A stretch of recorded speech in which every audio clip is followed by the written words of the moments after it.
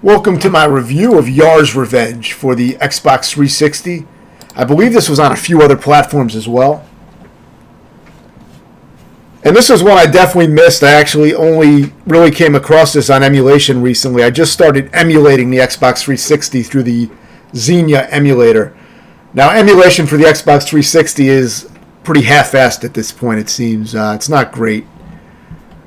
It seems that the DLC and smaller titles, that people call indie games usually seem to run, a little bit better probably than a lot of the retail shit does, because a lot of them are simpler games.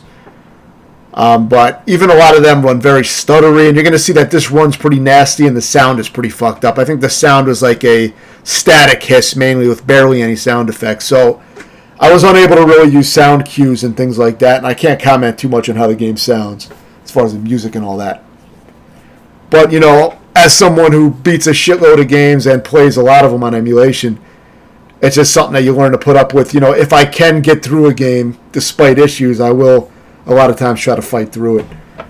And I wanted to check this out because I was having some fun with it. And I will say it's a decent Panzer Dragoon style kind of rip-off game. So if Panzer Dragoon appeals to you, think of this as the poor version of that. You know what I mean? Like a shittier version of that. But it still has some appeal. The thing that makes it shittier, though, is that the camera has some janky movement, and some of the, hit detection and things like that is a little weird, mainly with the camera, because the camera will jerk in these weird angles that can really throw off your movement and dodging. As you notice, the camera is kind of moving and, constantly swaying around and moving. And as you're moving through environments, it can really jerk in these different directions and kind of throw you off. So that doesn't help the game. I don't remember exactly all the little things that I all the little nitpicks and little things that I knew about the game when I beat it. It was pretty recently, but not super recently. So I am doing this review, some weeks late. So some things are going to be hazy for me. But I believe the way it basically works is you highlight enemies, and then you can release a swarm of homing missiles on all the enemies you highlighted, up to a certain number. And then you have your regular shots as well, if I remember right. I think it's kind of like that, similar to what Panzer Dragoon does. It definitely tries to copy that. It's not like Sin and Punishment where you have a dodge button. I don't think you have a dodge button in this, if I remember right. I think mainly you just move around and have to dodge by your movement.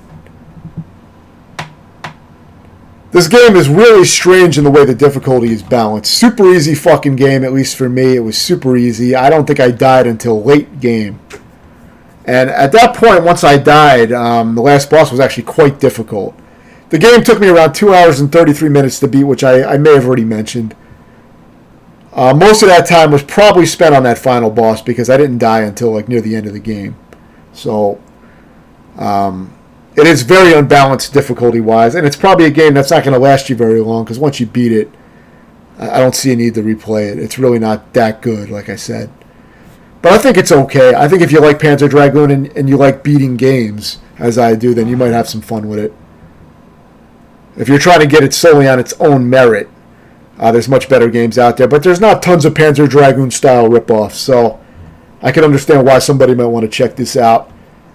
And if you can get it cheap, I would say it's probably worth about $5. 10 is kind of pushing it. Now, this is the final boss. This is quite a hard fight. I show the full final boss. This is a hard fight because he has 100,000 hit points, as you see on his health bar up at the top.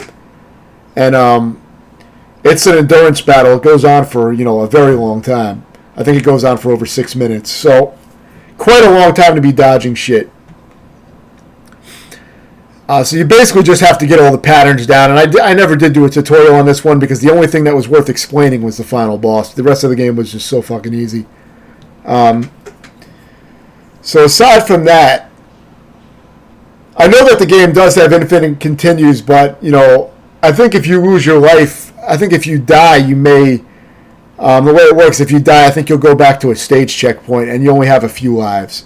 And then when you use up those few lives, you're going to get sent back to the beginning of the stage. But you can at least continue from whatever stages you got to, from what I remember. So I did have to replay this final stage a good number of times because I just kept fucking up on the boss. You really have to have his patterns down. And like I said, the camera's not great.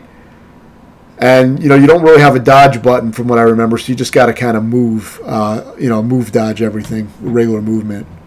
It can be tricky. And you can see I've barely put a dent in his health so far, so you can tell this is a long, tedious fight. I mean, it's kind of a cool fight, but that's another issue I kind of had with the game. I felt like the boss fights went on for a little bit too long. I mean, this was more of an extreme example. None of the other boss fights were this long, but the enemies do seem like they have just a shit ton of hit points. It makes your weapons feel kind of worthless, like you're just waiting for you. It's almost like you're waiting for a fucking hourglass to deplete or something, It feels like you're barely really doing much with your weapons. They don't have much impact for that reason. And, the hits are not really too exciting, but, I mean, it's okay. The hits look all right, but it's just that you just don't do much damage when it comes to the boss fights. I think you do have like a power move in the form of a laser, if I remember right, that I was doing. Occasionally I'll do it. Like you see there, I did it a little bit. It does do accelerated damage compared to your regular shot, but it's really not. It's not anything spectacular, and it barely does anything when it comes down to like a boss like this that takes so many fucking hits. And I think it's important to show the full final boss fight because this is what you will have to complete to beat the game, The rest of the game is going to be deceptively easy. Then you're going to get to this, and for some players it's going to be too difficult, because it just depends if you are willing to learn all the patterns. And it's an endurance, so it can take quite a bit of patience to sit through the whole thing. With, any little damage you take does add up, and you don't really get, I don't think you get any health replenishments in this fight. You do have some healing items that you can earn in the game, and you can use them when you need them. You can have a few in backup and reserve. You'll get them through the normal stages, but I can never really get to this boss with any healing items. Or if I did, my health was already kind of low anyway, so I would use the healing item to replenish it back to full. So I beat this boss, I think, without any healing items. So that may be the case when you get here. You may have trouble trying to bring healing items to the boss. But yeah, it's going to be, they're very learnable patterns. It's just, it can be tricky because he has quite a few different attacks. But you can learn all the different patterns. And then, it's not going to be too bad if you're decent at dodging, patterns in these games. But it is tedious. I mean, even though I'm used to this kind of shit, I still found it to be kind of a tedious fight because it just takes so fucking long. And, you don't really feel like you're doing any damage. But slowly you will drain the boss's health. Had I made a tutorial, I would have remembered how to dodge each specific attack, and I would have detailed all that, but I just didn't think it was worth it for a game that's so fucking easy until you get to the last boss. I definitely wouldn't want to, comment on the whole fucking game, because it would be very fucking boring.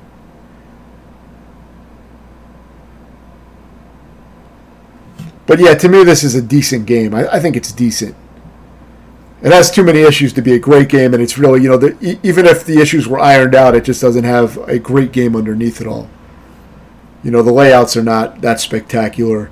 There's not a huge variety of enemies, I don't believe, and, there's really not a lot. The combat is so simple with the regular enemies. And the bosses, like I said, are bullet sponges. Most of them are not as spongy as this, but, still, they're all spongy. And, the fights seem to go on for a little bit too long for how simple the patterns are. You know what I mean? It's not like it's that complicated. I mean, this is the only boss that gets a little bit more complicated with the patterns, but I mean, even so, you don't really want to fight one form of a boss for this, for this long. I think he has a few phases. I guess you could call them different forms, but he looks the same, but I think he has a few attack phases. So now you see him getting down to the end of his health.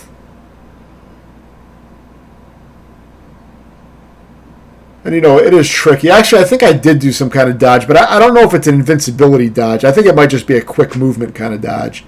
I don't think you get any iframes with your dodge as far as, being able to dodge through attacks. But like I said, it has been some weeks since I played, so I am a little hazy on, every little nuanced detail, but I remember my overall feelings on the game since I did beat it fairly recently. So like I said, some things are a little hazy. There are different power-ups, like I said, that you can get. But it doesn't really change my feelings of the game overall. But I thought the last boss was still kind of a cool and satisfying fight, but it's really not. It's still not great because it's Very tedious. It's not too complicated. It just goes on for a very long time. So yeah, for me, this game is a 6 out of 10, which means I think it's a decent game. It's not bad. It's decent. Like I said, I think it might be worth picking up for $5, which it might be $5 still on the 360 store. I'm not sure if it's still sold. It might be one of those discontinued games, but I just don't remember. But I am playing it on the emulator here, and it runs decently enough, though. It runs a little strange on the emulator, but it was playable. If you have any questions, let me know, and thanks for watching.